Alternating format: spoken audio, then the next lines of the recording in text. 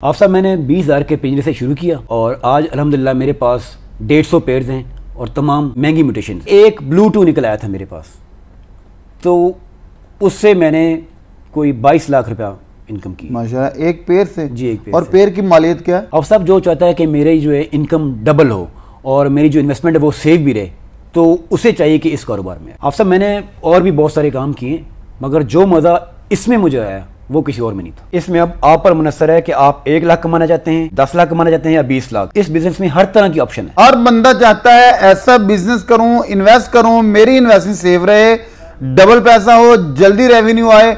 और इसी हवाले से हम कोशिश करते हैं कि आपको ऐसी फार्मिंग या ऐसे बिजनेस से आगाही मिले जिसमें आप अच्छी तरह इन्वेस्ट करें और जो हमारे साथ फार्मर मौजूद हों वो ऑलरेडी इसमें से गुजर चुके हों।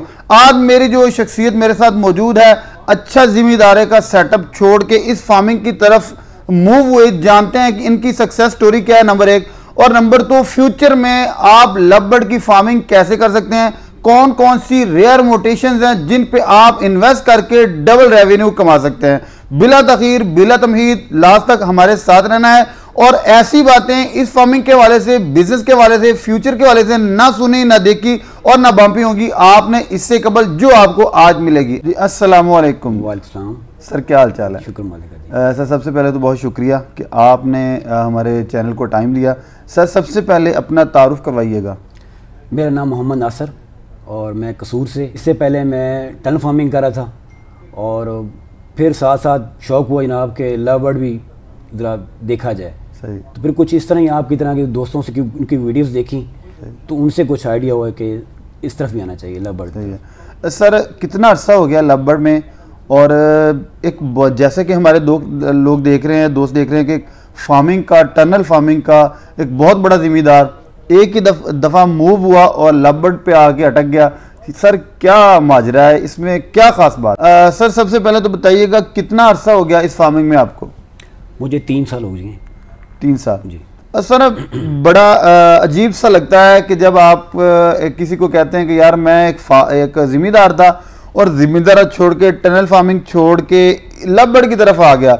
वो एकड़ों की बात है, ये एक कमरे की बात है। कैसे आप एक्सप्लेन करेंगे इसको और उसको, कितनी प्रॉफिट थी इसमें या उसमें? टनल फार्मिंग का ये है कि उसके लिए ना एफर्ट बहुत करनी पड़ती है। टनल फार्मिंग भाई ये ना कि टनल फार्मिंग में बड़ा मिसाल बहुत ज़्यादा काम होता है कि अगर आप 10 एकड़ कर रहे हैं उसके लिए आपको कम से कम 10 बंदे चाहिए, शायद इससे भी ज़्यादा, क्योंकि हमने की थी टमाटर में टनल फार्मिंग, तो उसके लिए तो बहुत से बंदे चाहिए, उसकी प्रूनिंग के लिए, उसकी मल्चिंग, शेड का ध्यान। बारिश हो रही तो रात को मैं अपने शेड में खड़ा हूँ, रात को 12 बजे भी, तो वो बहुत मेरे लिए बहुत टेंशन वाला काम था। खाद दें, स्प्रे, तो बहुत ज़्यादा, तो वो फिर छोड़ दिया। फिर मैंने कुछ प्रोग्राम देखे इस तरह के लवबर्ड के, मैंने कहा यार ये काम आसान है तरह, क्योंकि उससे ज़्यादा इन्वेस्टमेंट है मेरी एक 26 बाय 15 के कमरे में हुई पड़ी है, वो 10 एकड़ से ज़्यादा। सही। और रिटर्न भी माशाल्लाह बहुत अच्छा आ रहा है माशाल्लाह। तो इसीलिए। सर जी, अभी तक का आपका एक्सपीरियंस, जैसे 3 साल हो गया आपको, तो एक तो ये बताइएगा कि आपकी फर्स्ट इन्वेस्टमेंट क्या थी जब आपने सेटअप को आगाज़ किया? तो कौन कौन से बर्ड से किया था और इस वक्त आप किस लेवल पे पहुंच चुके हैं? शुरू स्टार्ट तो किया, कुछ फिशरीज थे, कुछ पार्लू थे, इनसे स्टार्ट लिया। तो जब देखा जनाब के चंद माह बाद देखा कि जनाब के ये काम मैं स्टार्ट कर सकता हूँ, तो फिर कुछ दोस्तों से मशवरा किया, फिर इसमें मैंने पार्लू ऐड किए, तो 50 पार्लू इनो मेरे पास थे। फिर उनको जब मैंने सेल किया, उनका रिजल्ट आया, तो उसके बाद लगा कि मुझे यार इस काम में मुझे एक प्रोफेशनल तौर पे आना चाहिए, सही इन्वेस्टमेंट करनी चाहिए। तो फिर मैंने ऑफलाइंस और ये डाइल्यूट्स, पार्लू डाइल्यूट्स, स्लेटी ऑफलाइन, और अभी कुछ नई जो मेरी शिपमेंट आ रही है ग्रेविंग्स की, वो भी है, पेल ऑफलाइन, तो ये इसमें मैं कर रहा हूँ अभी। सही है। सर, क्या कहते हैं कि एक नया बंदा इस फार्मिंग में आता है, जैसे आपने पहले एंट्री जो आपने की, उस वक्त थोड़ी इन्वेस्टमेंट से स्टार्ट करना ज़्यादा बेस्ट होता है या कि हैवी इन्वेस्टमेंट से आगाज़ किया जाए जो ज़्यादा अच्छा रेवेन्यू दे? आपका तो एक्सपीरियंस है माशाल्लाह 3 साल का, आप इसके वाले से क्या कहते हैं? मेरा 3 साल का एक्सपीरियंस ये है कि अगर जिसने भी स्टार्ट करना है ना, वो पार्लू इनो से स्टार्ट करे, ना इससे ऊपर और ना इससे नीचे।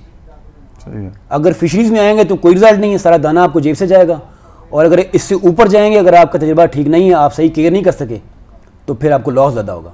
तो स्टार्ट पार ब्लू इनो इंटू अल्बाइनो, इससे स्टार्ट करना चाहिए। सर बताइएगा इस वक्त आपके पास कौन कौन सी रेयर म्यूटेशंस हैं? मेरे पास निकोला ग्रैनी के ओपलाइंस हैं और जॉइन जीसस की मिस्टी हैं, डैनी डेगोल से डाइल्यूट्स ओपलाइन आए हैं और बदीला के डन फेलो।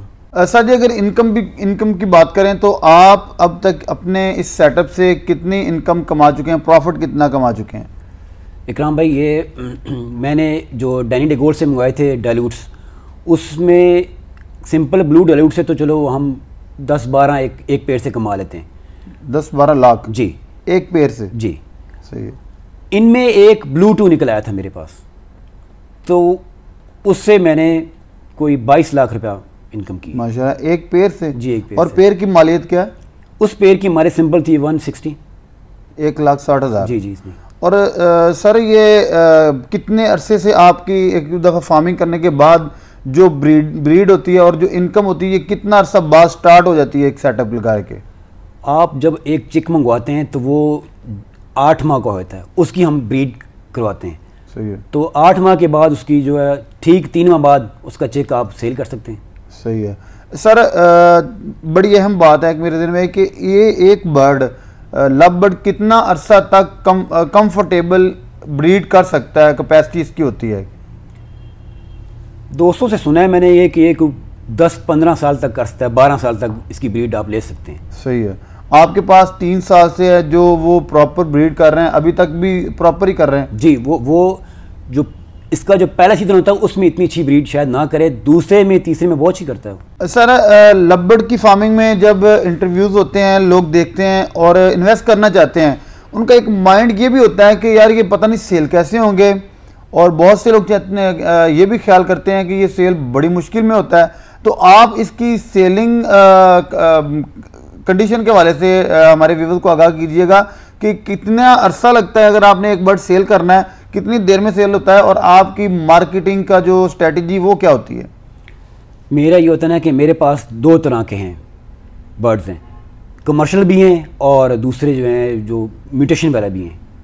तो जो कमर्शियल है वो तो सिंपल ही है कि जब जैसे उसकी ब्रीड आएगी उसको हम लगाएंगे फेसबुक पे, व्हाट्सएप ग्रुप में जाएंगे तो वो वहाँ सेल होता है।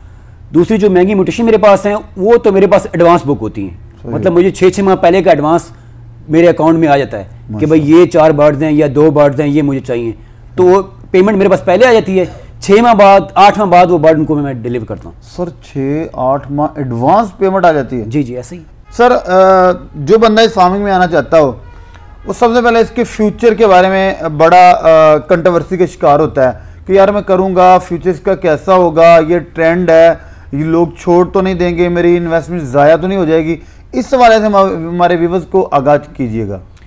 इसमें यह है कि अगर आपने जो रेयर म्यूटेशन है अगर आप उसमें काम कर रहे हैं तो फिर आपके पास डिमांड ख़त्म नहीं होगी। जैसे मैंने आपको पहले बताया कि मेरे पास एडवांस बुकिंग होती है, तो मैंने हमेशा जो है ना रेयर म्यूटेशन में काम करता हूँ कि जो अच्छी म्यूटेशन है, महंगी म्यूटेशन है, उसको ब्रीड कराता हूँ ताकि उसकी डिमांड, अब देखें फिशरीज़ हैं या और दूसरी बर्ड हैं, उनकी डिमांड काफ़ी कम हो चुकी है। तो ये मेरे पास जो बर्ड हैं वो सारे म्यूटेशन हैं, हाई म्यूटेशन हैं। सर जैसा ये बर्ड है खूबसूरत है माशाल्लाह, खूबसूरत तो ये लाजवाब खूबसूरती है ना सर, इसमें एक लोगों का कॉन्सेप्ट होता है कि मोटेलिटी कैसी है, हमेशा ये होता है कि जो ज़्यादा महंगा हो वो ज़्यादा वीक होता है। तो आपका 3 साल एक्सपीरियंस क्या कहता है कि इसकी एक तो इम्यूनिटी कैसी है, दूसरा इसकी सेहत डिस्टर्ब किन किन चीज़ों से होती है और उसके लिए क्या क्या इकदाम किए जाते हैं? लव बर्ड में देखा है मैंने, बहुत स्ट्रॉन्ग बर्ड है, वीक नहीं है। अगर आप इसका खुराक का, इसकी डाइट का ध्यान कर रहे हैं, टेम्परेचर का ध्यान कर रहे हैं, तो ये बहुत स्ट्रॉन्ग बर्ड है।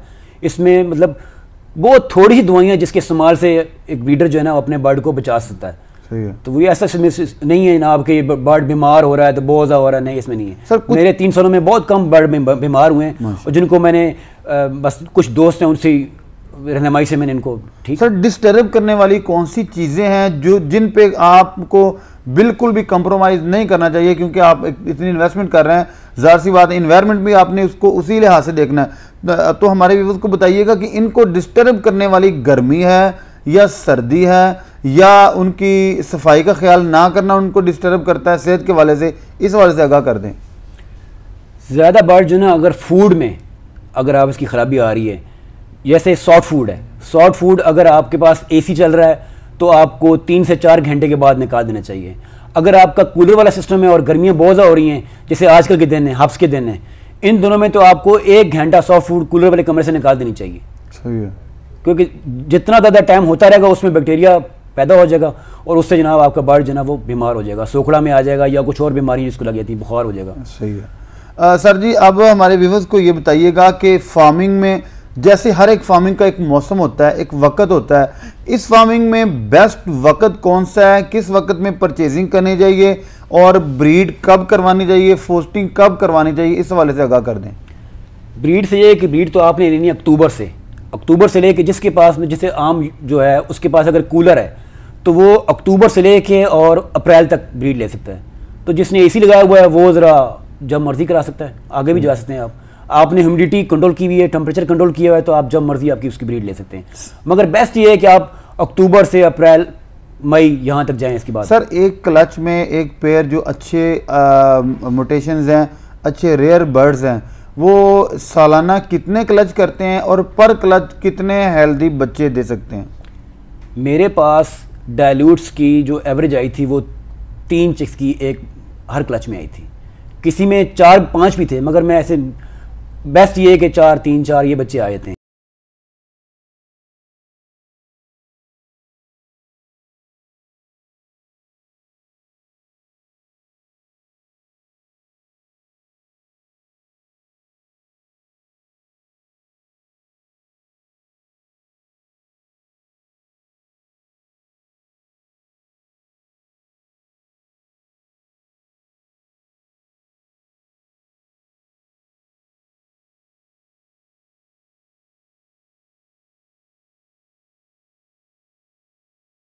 अच्छा सर, इस फार्मिंग की खसूसियात के हवाले से बताइएगा कि लोग क्यों करें, क्या खासियत है इसमें? ऐसा कारोबार है ना कि इसमें अगर आपने एक टावर लिया हुआ है और एक टावर में 4 केजेस होते हैं, तो उसमें अगर आपने फिश इनो से स्टार्ट कर रहे हैं आप, तो 4 बर्ड अगर आपने रख लिए 1 साल और उसके आपने ब्रीड ले ली तो बहुत प्यारा सा एक सेटअप बन जाएगा आपका एज ए साइड बिजनेस। सुबह 2 घंटे देख लें, शाम को 2 घंटे देख लें, उसकी फूड का घर में जो बीबियाँ होती हैं वो भी देख सकती हैं, आपके दाना पानी देखना है और क्या करना है इसमें। तो अगर वहाँ से छोटे स्टार्ट करें तो ये एक बहुत प्यारा आपको आपके घर के किचन के लिए बहुत हेल्प हो जाएगी इसकी।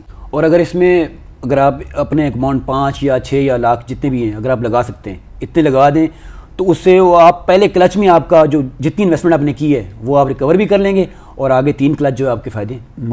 सर जी, एक बंदा हाफिज़ इकराम ये आपसे मशवरा करता है कि सर आप मुझे बताइएगा कि मैं कौन से पेज लगाऊं, तो आपका मशवरा क्या होगा? आप साहब कि अगर आप चाहते हैं कि आप साल में 1 से 1.5 लाख कमाएं तो आप पार्लू इनो इंटू अल्बाइनो ये पेयरिंग करें। और अगर आप चाहते हैं ना आपके कोई इससे ज़्यादा मुनाफा चाहते हैं, कोई 20 लाख तक 30 लाख तक, तो आप पार्लू डालू टोपलाइन में आते हैं। वो इतना मुनाफा उससे बंदा कमा सकता है। जी तो व्यूअर्स, ये थी हमारी आज की डिस्कशन। और कोई भी बात, कोई भी इंटरव्यू, कोई भी डिस्कशन हरफे आखिर नहीं होती। अगर आप इंटरेस्ट रखते हैं, चाहते हैं कि फार्मिंग करना, पैसा कमाना चाहते हैं, खुद से रिसर्च कीजिए, फार्म में जाइए, फार्मर्स से मिलिए, सर के पास आइए, फिर सब आपको अच्छा रिस्पॉन्स देंगे, खाना पानी चाय शाय अच्छी तरह पूछेंगे। आप इनके पास आइए, फिजिकल आप जानिए और पैसा कमाइए। आप अपनी पूरा होमवर्क करने के बाद इसका आगाज़ कीजिएगा, इंशाल्लाह अल्लाह पाक इसमें आपको अच्छा रिज़्क देगा और अच्छा आपको रेवेन्यू मिलेगा। इसके साथ ही अपने मेज़बान को दुआओं में याद रखिएगा। नई वीडियो तक का इंतज़ार कीजिएगा, दोबारा मिलेंगे। अपना और अपने इस चैनल का ख्याल कीजिएगा। अल्लाह हाफिज़।